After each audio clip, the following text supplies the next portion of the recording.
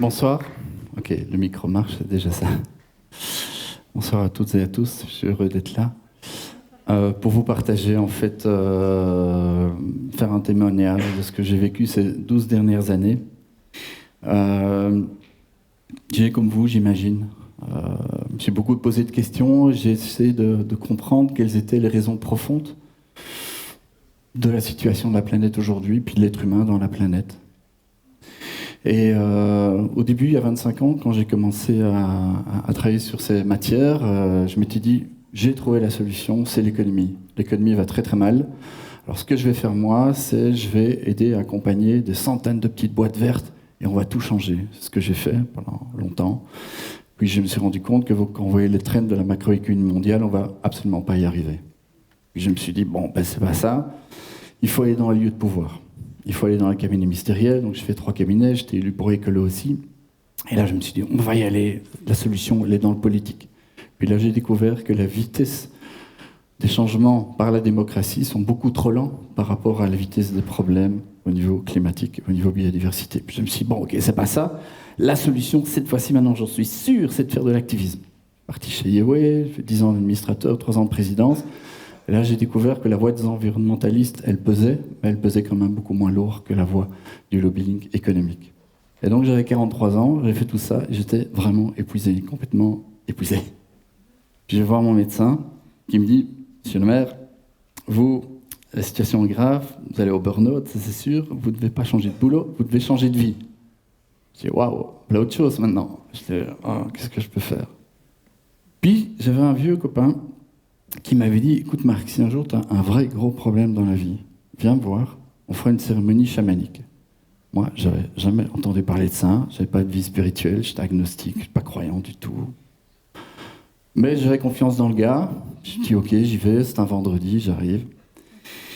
Et puis j'ai passé la nuit avec lui, ma première cérémonie, donc j'avais 43 ans, c'était il y a 12-13 ans, j'en ai 55, bientôt 56.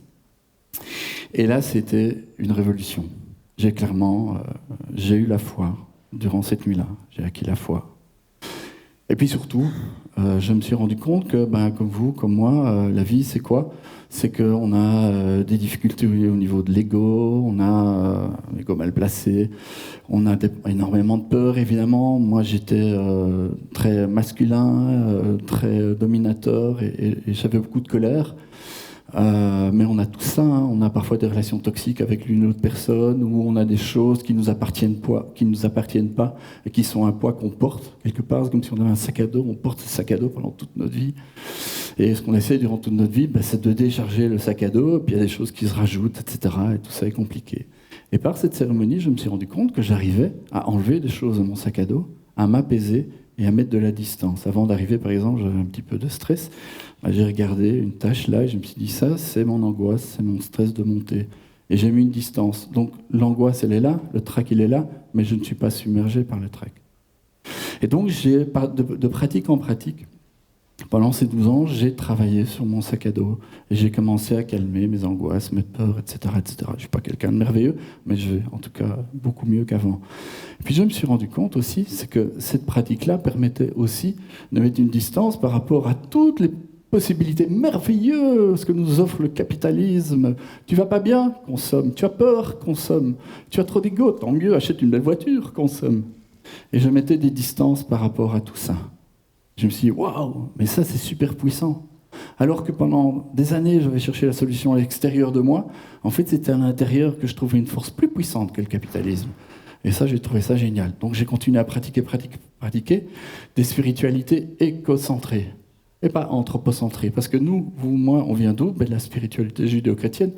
Comprenez la Bible, vous avez dans les premières paroles, dans la Genèse, Dieu dit à l'homme, tu t'occuperas et tu géreras la terre en mon nom. Il y a déjà une dissociation entre l'homme et la nature, ce que disent les philosophes, hein, la dissociation homme-nature.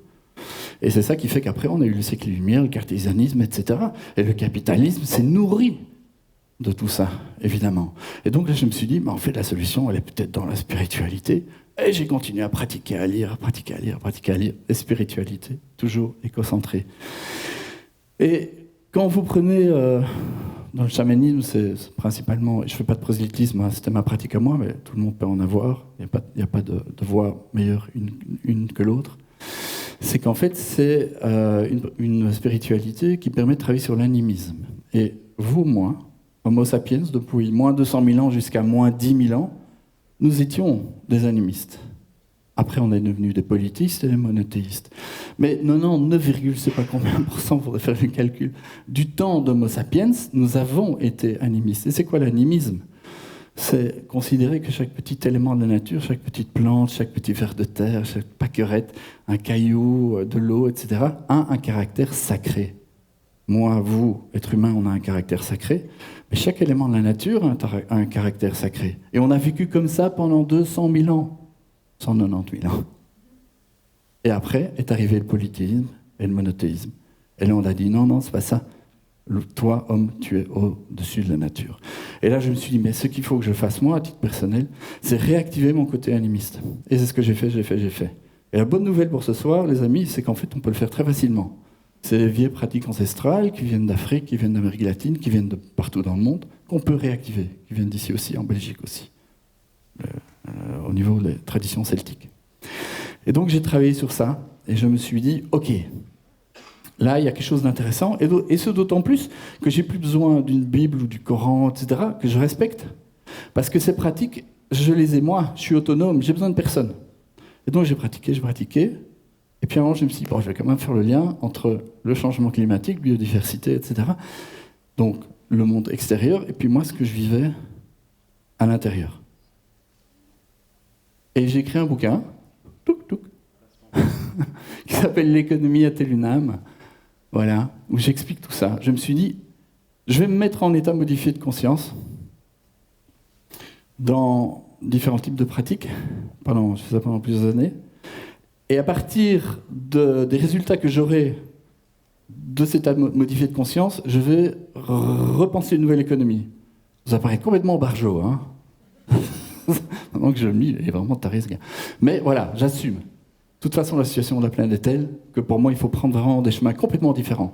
Et j'ai complètement assumé. Je me suis dit, allez, j'y vais, quoi. Tant pis. De toute façon, je le faisais pour moi. Hein. Je ne pensais pas que j'allais écrire un bouquin. C'est venu bien après. Et voilà. Et je viens avec des propositions qui se trouvent dans le bouquin, qui sont, je vais faire rapidement, je terminerai par là, qui sont, qu'on a besoin d'avoir une économie qui est animiste, j'en ai parlé, mais qui est aussi féminine dans l'éthique du cœur, quelqu'un en a parlé, prendre soin d'eux, mais aussi une économie qui est consciente. On ne va pas gérer les problèmes plus loin, plus tard, les déchets nucléaires, on verra bien. Non, ici, maintenant, je fais quoi ? Si vous êtes dans cette présence-là, au niveau des valeurs liées à votre spiritualité écocentrée, ça change tout. Et puis à partir de là, j'ai décliné en différents types de propositions. Je vais le faire rapidement. La première, pour moi, est très importante, c'est, j'ai appelé ça le planétisme, mettez tous les mots que vous voulez, peu importe. C'est, il y a quasiment plus de communisme. Oublions le capitalisme où les moyens de production appartiennent au capital. En fait, originellement, les moyens de production, ils viennent d'où ? Ils viennent de la terre. Ils appartiennent à la terre. Eh bien, créons un système économique où les moyens de production sont gérés par les Nations Unies au nom de la terre, comme bien commun, et l'entreprise n'est plus détenteur, n'est plus propriétaire des moyens de production. Elle est juste locataire. Donc j'explique ça dans le bouquin, ça change tout. Absolument tout. Ça, c'est la première position. La deuxième, c'est d'avoir, vous connaissez la durabilité forte, il n'existe de l'économie, premier cercle, que parce qu'il existe des êtres humains. Il n'y a des êtres humains que parce qu'il existe une biosphère, mais il n'existe une biosphère que parce qu'il existe une conscience universelle, la spiritualité, ce que j'ai appelé la durabilité forte et consciente. Une autre proposition, c'est de créer des entrepreneurs et des entreprises animistes, conscientes, féminines. Alors là, j'ai plein de propositions. J'en cite une dans notre bureau d'études et Corrèze. Prochain conseil d'administration, on a 10 membres. Eh bien, un membre va représenter les non-humains. Il ne va pas se représenter lui. Il va essayer de représenter le végétal, l'animal, etc. Ce sera son rôle. Autre proposition, c'est, au niveau politique, c'est de proposer au gouvernement de siéger dans des lieux reliés à la nature. Je pense que les décisions politiques seraient complètement différentes si le gouvernement wallon allait dans la forêt d'Anlier, ou le gouvernement bruxellois à la forêt de Soignes, ou le gouvernement fédéral en face de la mer du Nord. Ils prendraient des types de décisions complètement différentes. Autre proposition, c'est d'avoir une alliance emploi-environnement culture, parce que la culture, c'est ce qui nous relie au spirituel. Quand on danse, quand on chante, on est relié au spirituel. Et ça crée en plus, économiquement parlant, des emplois non délocalisables, ça crée énormément d'emplois. Et dernière proposition, c'est de recréer une nouvelle constitution belge à partir d'un nouveau fondement spirituel, mais qui soit écocentré. Voilà, c'est juste une proposition par rapport à mon témoignage de vie. Merci.